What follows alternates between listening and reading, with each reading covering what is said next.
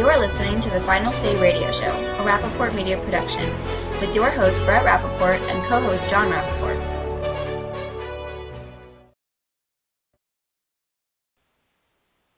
We have our first guest, and I'm going to bring him on here. And Art Gallagher, is that you? That's me, Brett. How are you? Good. My producer has taken off, so I'm picking up calls on the fly. So I was hoping that was you, Art, and it's great to have you with us. Let me give a quick plug to your website because I want people to go there. Folks, if you go to moremonmouthmusings.net, you'll find Art Gallagher, who's the publisher of the site, and all the things and the work that they do there on a day-and-day basis. And Art, I think you're a great person to bring on this issue because you follow these things in New Jersey so closely for so many years, and you may even know a lot of the people involved or people who know them. And I find it a fascinating story, Art, not because it's about closing down lanes or whatever on a bridge, because frankly, I mean, we could argue whether that's important or not.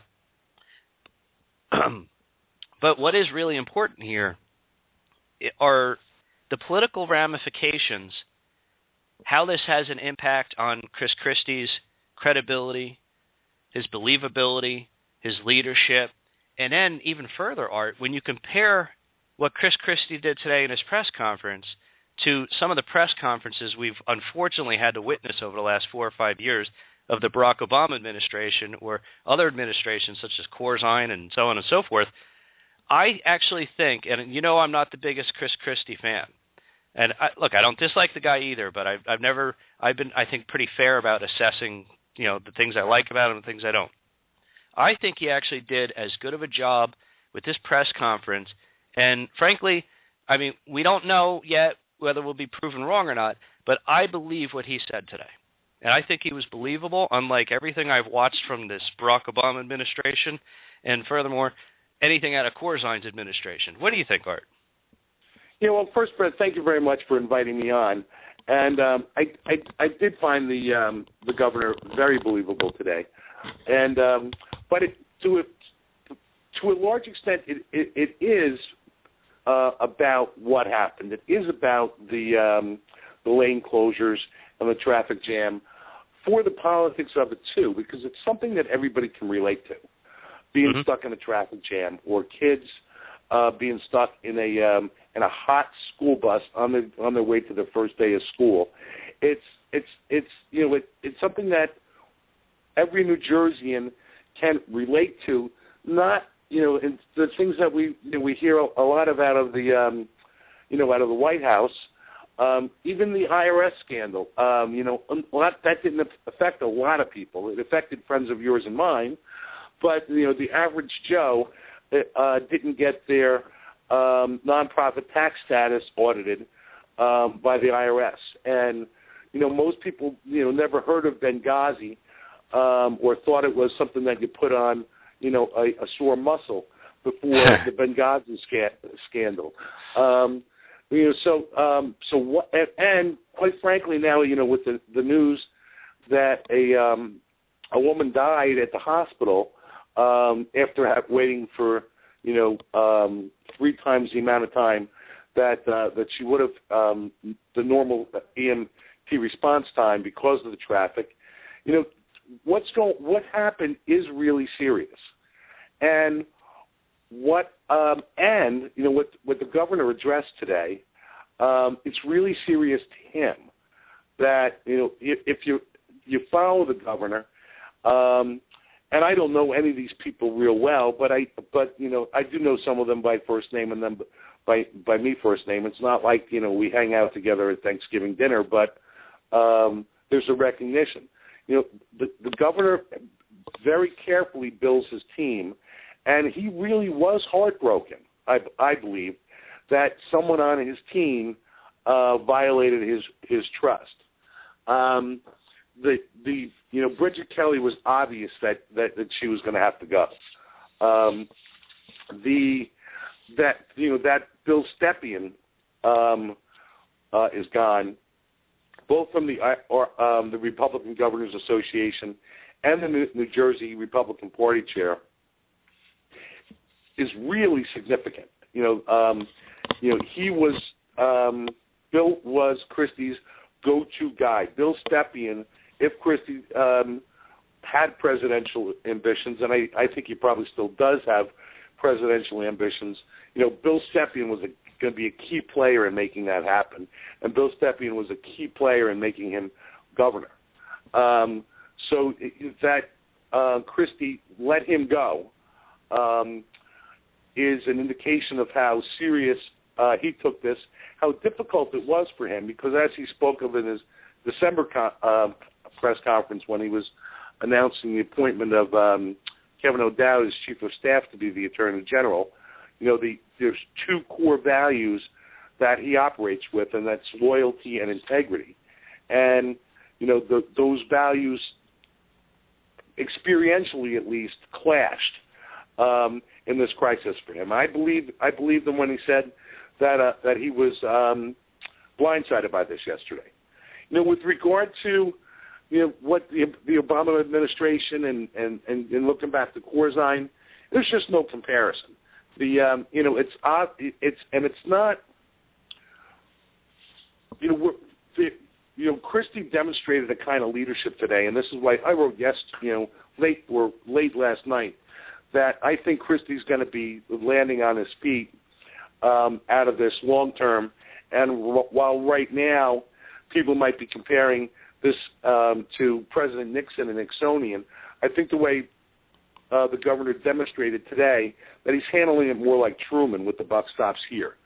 And I think Christie's political stock is going to rise long term out of this, and there's no question it's going to take a hit right now.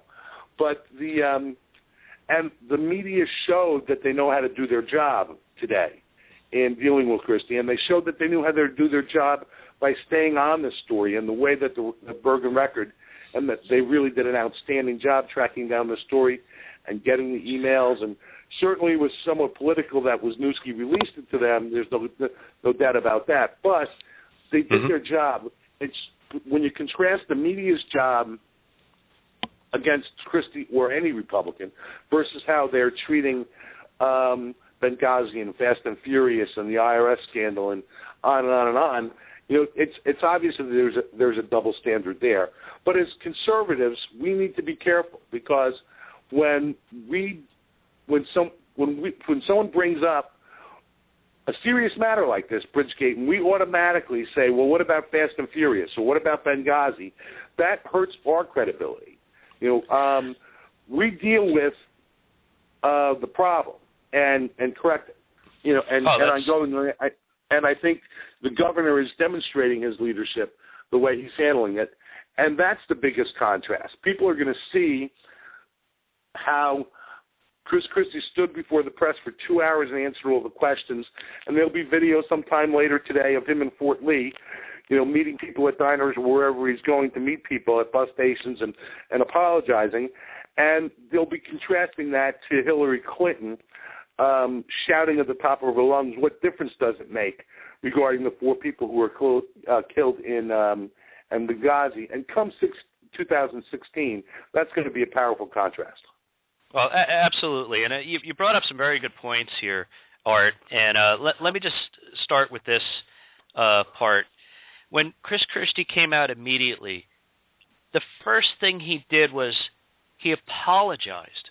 He took responsibility for this, regardless of whether he knew about it or not, and said, ultimately, this falls on me, and I apologize to the people I represent, the state of New Jersey, and those, So he did something that very few politicians ever do until it's the last gasp effort, on the way into a prison cell or something, it seems. You know what I mean? So that was unusual.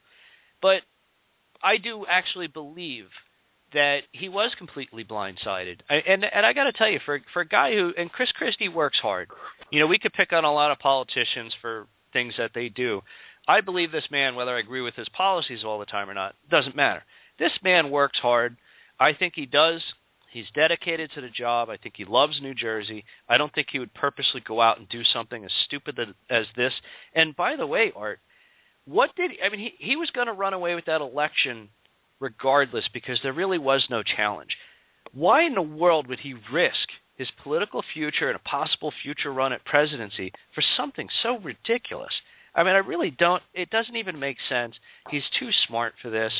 I can't imagine that he would have told his people, hey, go out and seek revenge over whatever it was. I mean, it is ridiculous. And I would say this, Art. I think you're right about the.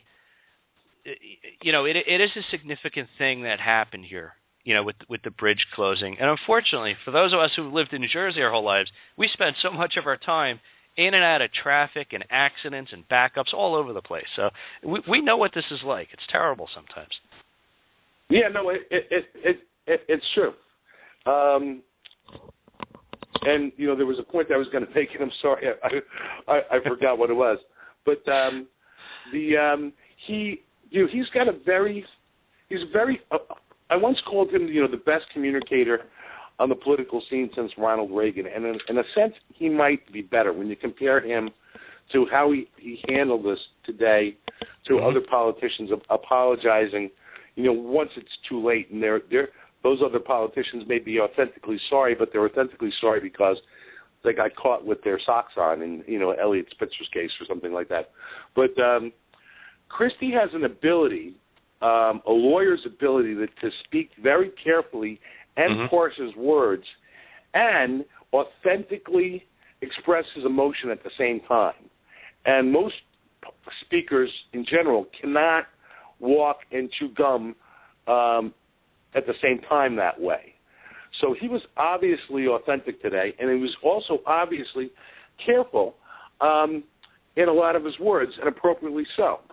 Like when he described why he fired Bridget Kelly without talking to her. It was like, well, I don't want to be, he reveals his lawyer's mind. I don't want to be accused of witness tampering. His description of Bill Baroni's testimony, and I thought from a public relations point of view, and there was quite a bit on Twitter about this, when he kept talking about the traffic study, and maybe there was a traffic study, and Bill Baroni brought the statistics up, he was very careful with regard to Bill Baroni, and Bill Baroni's in a tough spot because these emails do not paint him in a really good light and create legitimate questions about his previous testimony before the Assembly Transportation Committee. But Christie was careful in those words, and he was taking PR hits on Twitter, and other PR people probably criticize him for even bringing up traffic study in a conversation where he was accepting responsibility and apologizing. The other thing that's curious for me, and you said how stupid it was, and it really is stupid, and that's where a lot of the Nixonian comparisons have come, because Nixon was running away with the 1972 election, and I don't think it's ever been proven that he had prior knowledge of that break-in at the Watergate Hotel, but certainly the cover-up was worse than the crime, and that's what brought down his presidency. Christie obviously has proven to be non-Nixonian in this case, and more Truman-esque, and someday we may be referring to Christie-esque instead of Truman-esque, 50 or 60 years from now. But he's handling it very well, and he's an unbelievable communicator, and that's what's going to get him through. His hard work, his passion for this state and this country, if and when, and I do believe it's when, he runs for president. And it's very, very early. This is big news today. This is not going to be big news even in June. There may be some indictments coming from the U.S. Attorney's Office for David Wildstein or Bridget Kelly or, God forbid, maybe Bill Baroni or some others. And there's still many, many documents to come forward. I mean, the August 13th email that started this all yesterday with Bridget Kelly telling David Wildstein that it's time to have a traffic problem in Fort Lee, and Wildstein just responding, got it. I mean, not, what are you talking about? What do you mean traffic problems? Like, no, got it. Like, I understand, I'll take care of it. Is an indication that there was a prior conversation. So there's a lot more that's going to be revealed about this. I believe Christie that he had no knowledge of it, And but I think we're still going to have a lot more to learn about it going forward. Well, I agree with that, and you said it yourself. I agree with you. The media did their job. You and I being in the media, that's all we really want. We want a fair, accountable, open, honest media that just does good quality work and reports the facts. That's all we want to know. We want the facts, and we want to deal with this accordingly. And let me just add this. I see some of the outrage from Democrats on this particular issue, but I just have to ask this question, because there are so many different things that have happened when Corzine was governor, when Corzine was senator, when Corzine was running that company, that $1 billion seemed to just kind of mystically disappear for a little while, or I don't know if they ever found that yet. But, I mean, there's so many big things that have happened, particularly by Democrats in this state. And these people, where was their outrage on all these issues? So I have to throw that out there. But, again, Art, we are going to find out more as time goes. I think this is you're right. For the person who had to deal with the traffic and any unfortunate fallout from it, it is a terrible thing. But this isn't, in my mind, as significant an issue as the issue of trust. And you alluded to it earlier, and that's the people that you surround yourself with. And unfortunately, Art, sometimes we find out more about people that you think you have reliable people around you, you think you have good people around you, and sometimes bad things happen. And it's part of life. We've all had this happen, right? Right. So. Yeah, and about the Corzine thing and about media coverage, mm-hmm. There certainly is partisanship, and a lot of the media, quite frankly, is lazy. So they'll follow the story that an advocate is giving them. And back when the Corzine Carla Katz emails came out, the Republican establishment led by then Chairman Tom Wilson and many of the legislatures were sending out, a press release an hour about Corzine's relationship with Carla Katz and released the emails, and they went to court. But there was media coverage of it.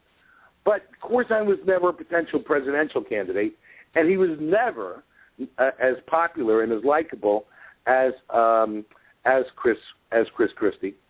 And I think Corzine took a pretty hard beating over MS Global, and rightfully so. And the people in New Jersey sent him packing. He was just extremely unpopular, and the media couldn't save him. So I say it right under the logo of my website. It's fair and biased news and commentary. I think unbiased is a myth, and you and I both have our biases. And why I think I'm more honest about it is I'll say I'm biased. Whereas if I read something in the the Asbury Park Press or the Wall Street Journal or the Star Ledger, if I'm aware of their bias, I can read through it. But I think both sides, ideologues on either side or people with their biases will complain about the media, and the more that they complain about it, the better. And our side does it too.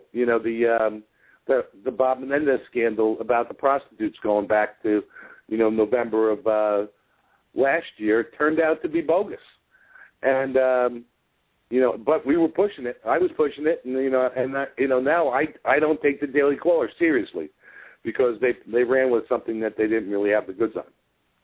Yeah, it is unfortunate, and you are right. It happens on both sides, and not just our sides, the sides to the left and right of both of ours. We're kind of the same, but I mean the Democrats and the Republicans. Art, it's interesting to me because I want to, if we can, spend a few minutes just talking about. I don't know if you had a chance to listen to the president's comments today on his promise zones, but I just want to compare the two. Well, he came out and he's talking about spending some money on promise zones, kind of like the old Jack Kemp idea of taking areas that really need help and spending some money in educational development and other types of development to help give an avenue of hope, if you will, to the future generations and the current generations. And this is nothing new, to be honest with you. But what I thought was interesting is, Chris Christie, like him or not, has done exactly what he said he was going to do. He has worked very hard to accomplish his goals and to try to move New Jersey in the right direction. Now, we could argue, could he have done better, worse, whatever. That's not for now. But Barack Obama, when he took office, we had the second worst economy and possibly the worst economy, including the Great Depression era.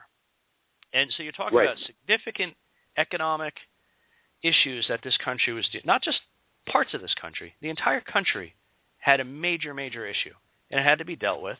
And to me, it seems that Obamacare took priority over job creation and economic growth.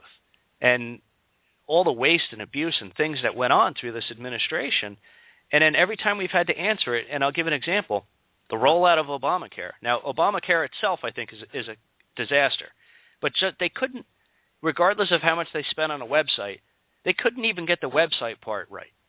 And what kind of excuses and things did we hear? Did we see anybody lose their job, Art? Did we see anybody be held accountable? And I know you didn't hear this, but the president, when he's talking about his new plan, he says, the idea is that we have to hold people accountable and measure their progress.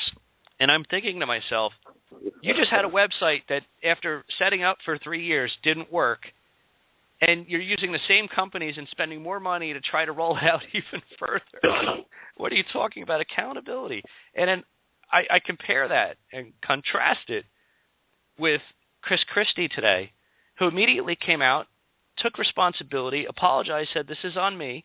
I didn't know about it, but it's on me ultimately, and I took immediate action, and to the best of my knowledge of those people that were involved, I've held them accountable. And if we find out more and we have to take further action, we will. And we will be open and honest about this, and you will know about it. Two completely different stories. I mean, the contrast between the two men couldn't be clearer. And the contrast between